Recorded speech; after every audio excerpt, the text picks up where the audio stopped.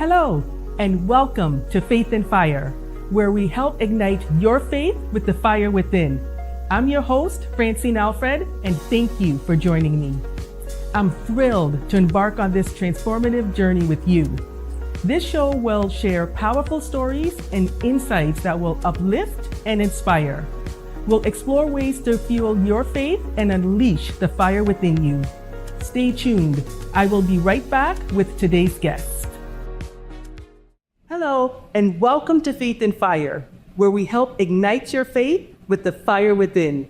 I'm your host, Francine, and thank you for joining us.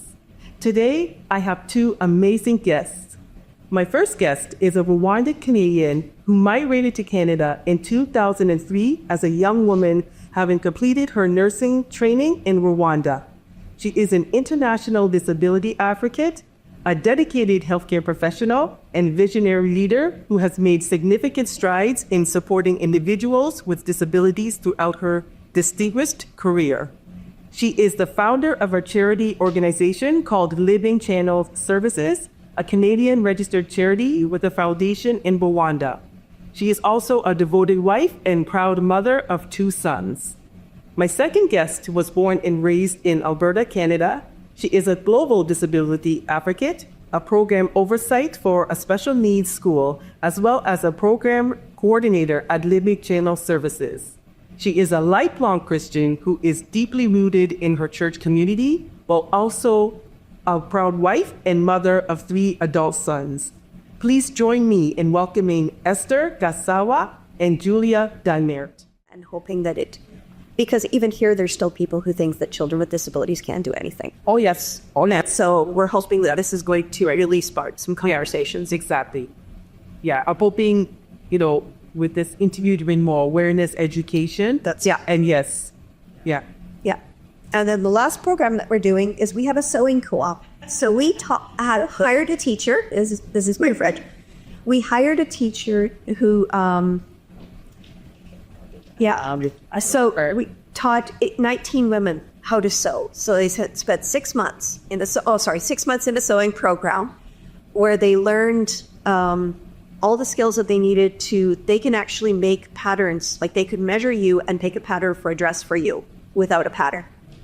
And so they learned these skills and they're using them and they're working now in their neighborhood, making clothes from people and instead of doing backbreak and labor, they're able to do sewing. Right. But they're still trying to find markets where they can sew. So down there's a lot of tourist areas and stuff like that carry things. So I designed this doll, who we call Wiza, and which he's beautiful in the Rwanda. Yeah, beautiful. Yes. Yes. And so it's designed by me so that we own the copyright, and so that I could give the copyright to our sewing people without having to worry about it. Right. And so we're going down and I'm going to be teaching a one-day class to our families on how to put this together. Yeah. And then they are going to be able to creatively design themselves, so that they'll have like random pieces of fabric and they'll say, okay, well, I like this piece and this piece. Like they'll do their own colors and they'll be able to be different hairstyles. And then we're going to go and sell them at like hotels and the airport. And we're also going to give any woman who finds a market, they get a commission as well as what they make on this. And so we're hoping that this is going to be a way that the ladies can actually make more money and be able to support with them. Absolutely. Yeah, because I love that. We want to give them a way to support their families with dignity. So all of what we do is all the co-ops and 3 co-ops we do. It's all about giving these families hope and dignity and giving them a sense of self-worth, because so many of them are lacking that. Yes. And we meet every week with the ladies down there, and they have pastors come in and pray with them and teach them that God loves them, because so many felt that they were abandoned by God. And now they're learning, and we have ladies who are coming and they're telling us, I know God loves me now. Right. And I know that, and I'm proud of my child now. I'm like, right. Here, they break their children out and say, look how well our children are doing. Right. And so, that instead of this constant head down, shame and stuff, the shame is going and the whole community is seeing it, and they're saying, we never saw these children before, but now they're out in public, and hey, they're not bad. And these moms, wow, they've changed because of you. Like they've got they have that pride and that dignity back. Right. And because of that, they hope for a future, and they can dream for their kids now. That's right. Yeah. And we will bring some here in Canada. So if some wants to order, right? Yeah. Can put your orders in. Yes. And the doll will be 2 sizes. You know what? I didn't know, that in the Rwanda style, this is kind of a new one. But in Canada, I found that Canadians love these a lot. Yes. Yeah. I was telling, we like, Rwandese Africans, we like the big ones. They like, big giant, right? But Canadians, they like small ones and, And if they want big ones, we're going to be making big ones too. very soft, Yeah. So they're child safe. So everything is sewn in, but they're also designed to be collectible. Yeah, right. So anybody can want something, from Rwanda. This is all the fabric. Even this, I brought fabric back in Rwanda. So this is all Rwandese fabric, and it will be completely made in Rwanda. Right. So that's wonderful. Yeah. Excellent work. Yes. I'm falling in love with these ones. Yeah. Beautiful. Esther, talk just a little more about your motivation to starting your vision. Again, for me, really, it's actually the calling of God. That's what motivated me. Right. What motivated me is when I can say God gave me a gift of helping, loving, serving other people. So even through our church, I was serving back home. I'm kind of, that kid who the whole community, know, and I was going to the houses serving right and left, when I was young. Then the motivation that really pushed me a lot is when I was working with Josh. Right. Yeah, so when Josh started living with us in 2013, doing the care 24 hours, it really made me to think where I'm from. And also as well, pray about it, and I really ask God, what is the purpose of my life? And I kind of realized that it wasn't about money, it wasn't about really, work, but it was more mission. The mission grew into me because of living with him daily. And so it motivated me. And not only that, then when even I started it, when we started going to Rwanda, I grew up in Kigali, in the capital. So I never really had a big chance to go in the rural because of my family. They were all gone through the genocide against the Tutsi. So we didn't really have a chance to go to the rural a lot. But when I went back to Kigali in 2015 to do kind of a visibility study and see who we're going to help, so I decided to just go to this East Province, Kayonza, then talk to the district. Julia talked about it because when I went to the mayors and, the local leaders there, they say we have those children, but, we don't even see them in the community out. And then I remember it took me about 3 weeks. Every day I will wake up, I will go, they will give me a local leaders who will go find the homes of those children with disability. I found many, but we started only with the 30 children. So when we started helping them, and then I see how these children are being more happier and they feel loved, this really motivated me to continue. And then also to see how families are being restored and come out and be proud now, what they used to call as a curse, now it's a blessing. Let's see. So that key motivates me every day. So basically it was just answering the call of God, because I found myself, this is where I belong. and I studied the little, that I have. I remember I used to say, man, God, bring me somebody who has the same passion as me. First, I'm immigrant. My English is whatever, like other immigrants out there, right? So I'm like, yes. How can I do this, in this country? How can I'm establishing myself, me and my family, my husband and children. We are raising children to this country, the new one, right? So how am I going to do this, And then I ask God, I'm like, God, if you want me to jump into this, give me a hand, bring me somebody, open the doors, And then Julia popped in, and then she has, oh my goodness, you can tell, So I'm like, what? Every time, the motivation comes when you answer the calling of God, but also when you see God give you a hand to do it. So that's what motivated me most.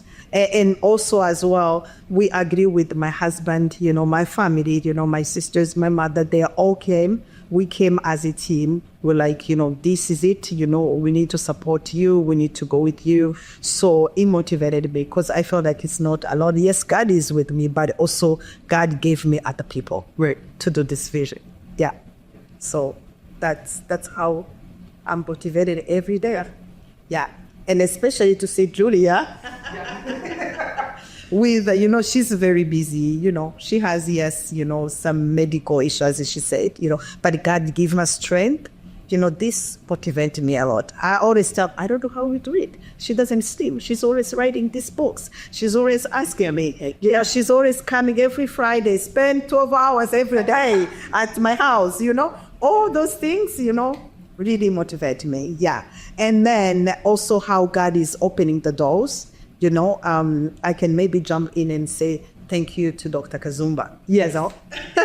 Yeah, we do love you. We do really feel that God used you to open this door to be here. I remember when he was in Calgary preaching in a couple conference, we spoke to him, I think 5 minutes, and then I'm sure that God talked to him because he's a man of God, he right away, he didn't hesitate. He's like, come and speak, come and, So this really motivated us when God put the man of God, Dr. Kazumba and other people right and left, to come and express ourselves and talk about what we do. So yeah, you're right because I call him Dr. Trails. He was the one who actually told me, I recently met these two lovely ladies. That's right. He was the one who told me you need to interview these two women, and it was like, here we are. So yeah, and I hear him as well. So Doctor, God bless you. Yeah, I should thank you. I follow him a lot. So yeah. Thank you. I love that. So thank you. Yeah. You're welcome. There's a quote out there that says, focus on the ability, not the disability. Right. What does that mean to the two of you? So that's a shirt that we designed it and wear. And it's something that started with my boys. So when you have, we had a huge contrast in our house. So we have our oldest son is gifted. He has a PhD in quantum physics. And then the next two were severely handicapped. Yeah. And so you were constantly seeing that comparison. And when they were young, it was easy to just focus on all the things they couldn't do. Yeah. And it was really hard to focus on the things they could. And then it was something that I think God worked on me to say, okay, you have to look at the little things they're doing and celebrate those. Yes. And when we did that, so like Josh, for example, didn't walk till he was 6 years old. And we threw a bigger party what he walked. Normally, when a kid takes their first steps, right?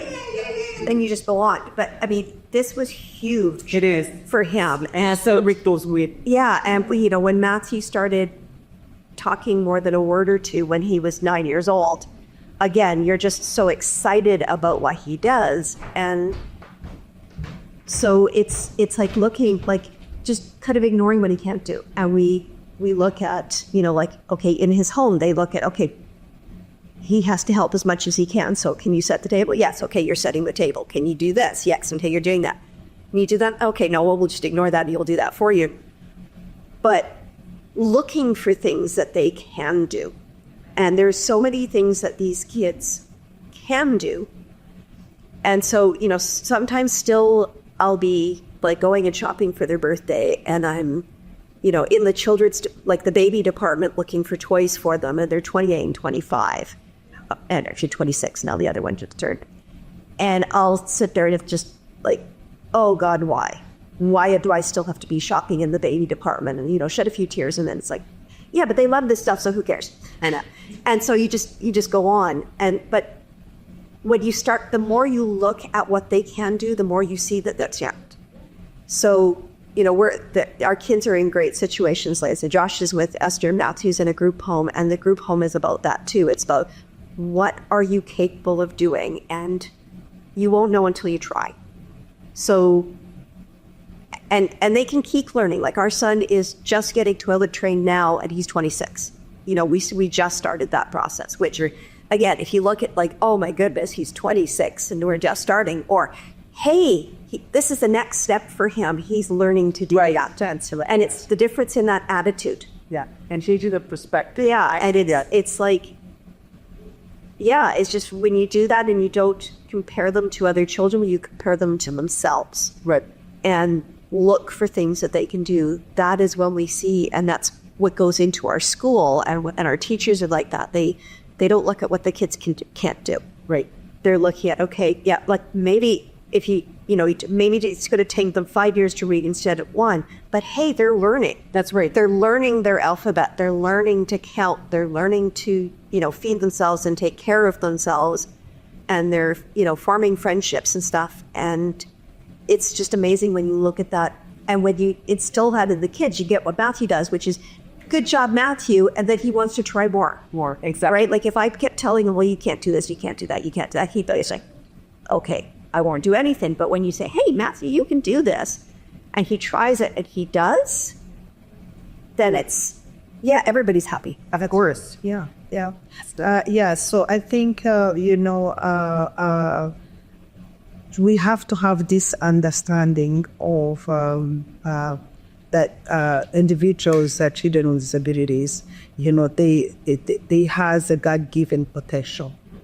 We have to look that way, and not feeling sorry for them, because most of the people you see they have a disability, they are so sorry, sorry, but instead jump in and then create the environment where they can be more creative, more they can express themselves, because when you live with them, you work with them, you spend more time with them, you give them that opportunity, then you realize that, oh, they have a gift. They can do a lot, actually. They can express themselves. They can, I always see how Josh, makes people happy. Right. We always dye his hair red, So when we are at the doctor's appointment waiting, people are coming and seeing here this Josh there with the red hair,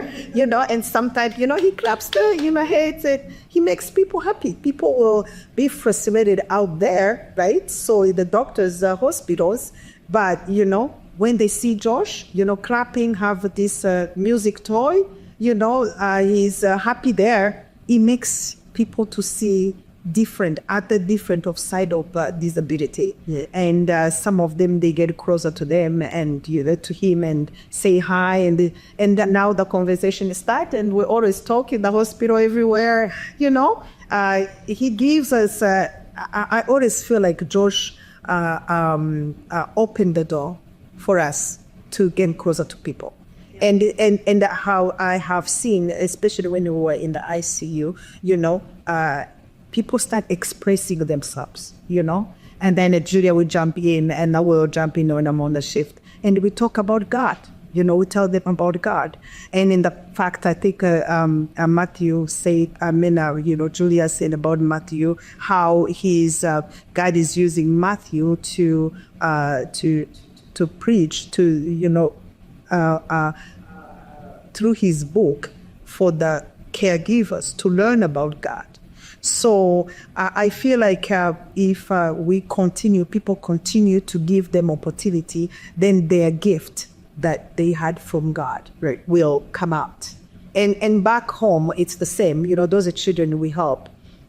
Since we started helping them and show the community that they're able to express them, in the school now, the kids studying helping neighbors. This Kenny, one of our child, since he started school, he goes to the neighbors. When he see neighbors going outside to curling the bucket of water, he wants to help them. Right. Yeah, so he's now, really learning the life skills at school, and he's being accepted. Now he's out in the community. He's contributing to the neighborhood and neighbors. So now it's no longer I'm a disabled, but I'm able to do something. Don't see my disability, but see that I'm able to do this and that and that and that. So it's amazing. It's amazing. Yeah. And this is a question, the next question is for both of you. Aside from your organization, any interesting projects that you're working on? Aside that, I have my husband. Wait, I can talk about it. He's in the music. Okay, so so he's a singer. Okay, and music. Gospel music. That's all. Yes. So he's a singer. He's producing the songs. There's already songs that he produced, and now he's into bringing more songs. So through that, we are also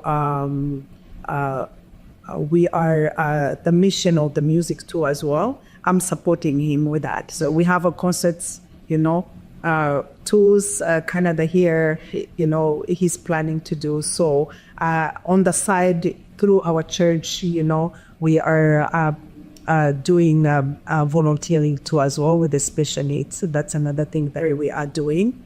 And we sing also as well. So I contribute also to my community. In Calgary, I'm part of the Rwandan Association community. So we always have events, So we're part of it. We support as a Rwandan. Yeah, that's something that, we do aside of the charity. That's great. And I pretty much wrapped up in the charity. Look at I think, listen. we have the two children who are have disabilities, and that we have elderly parents that we help out with. Okay, so that's kind of that's kind of where, if I'm not looking at the charity, I'm working with them. Right. So, any last thoughts that you'd like to leave on the viewers? Maybe what I can say is don't let your past define your future. Amen.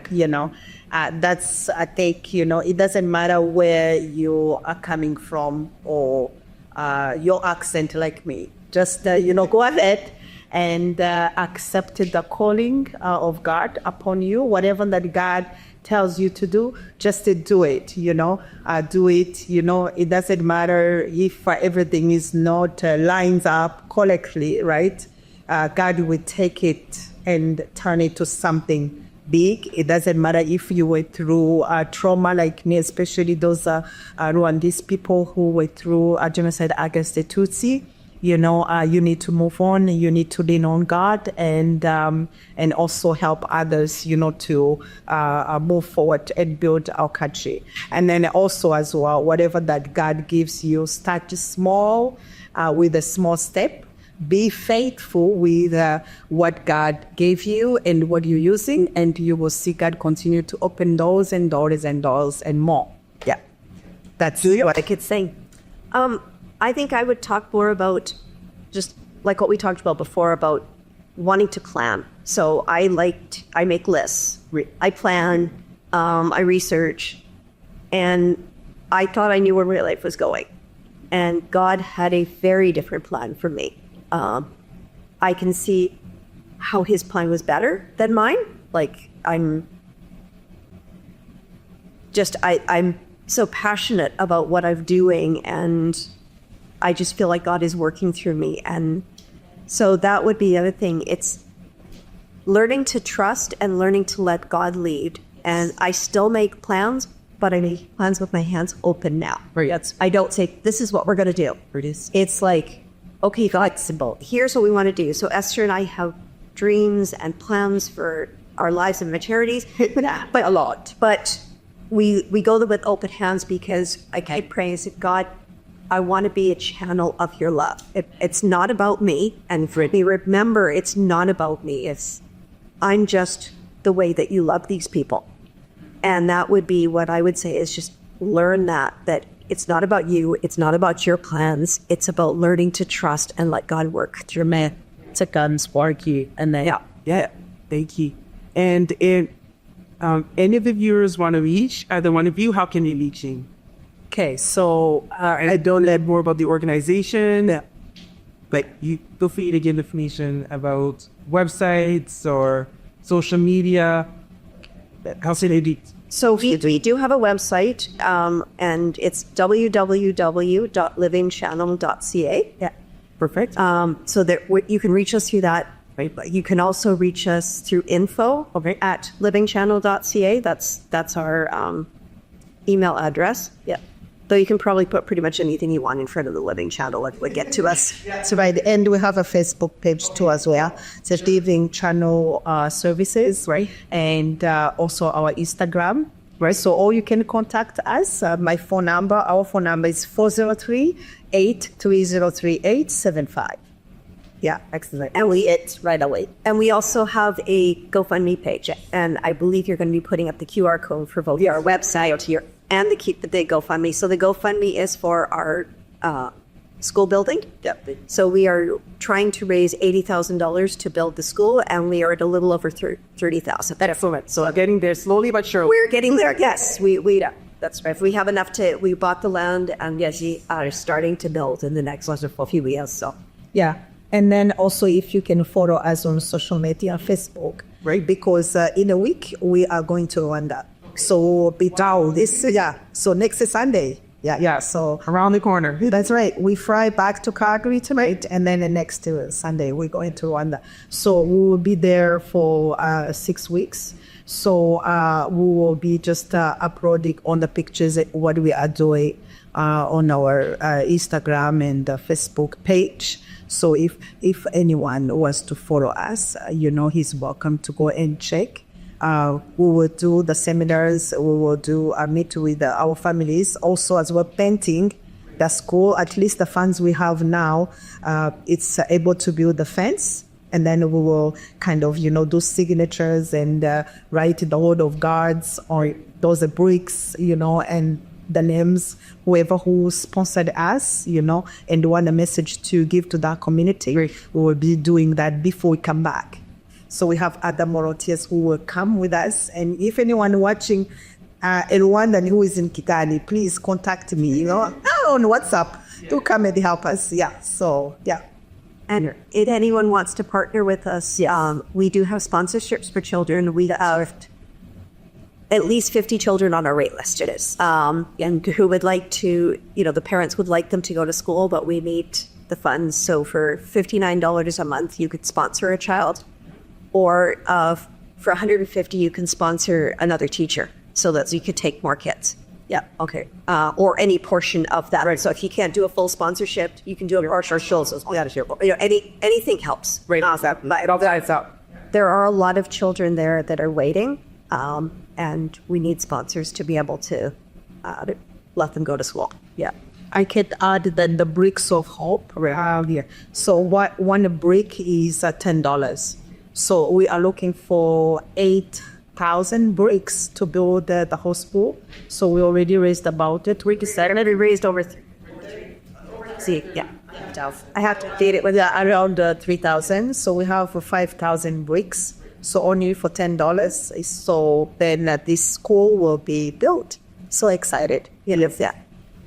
Yep. Yeah. Oh, Esther and Julia, thank you so much. Thank you. You're very welcome. This was a pleasure. Thank you.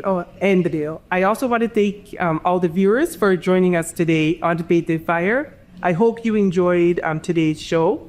Don't forget to follow us on social media, and you can also subscribe to our YouTube channel. So we want you to join the conversation. We love hearing from all of our viewers. So until next time, take care, stay blessed. So bye for now. Thank you for joining me today on Faith and Fire. I hope you enjoyed today's show. Don't forget to follow us on social media and subscribe to our YouTube channel for more inspiring content. Join the conversation. We love hearing from you. Until next time, take care, keep the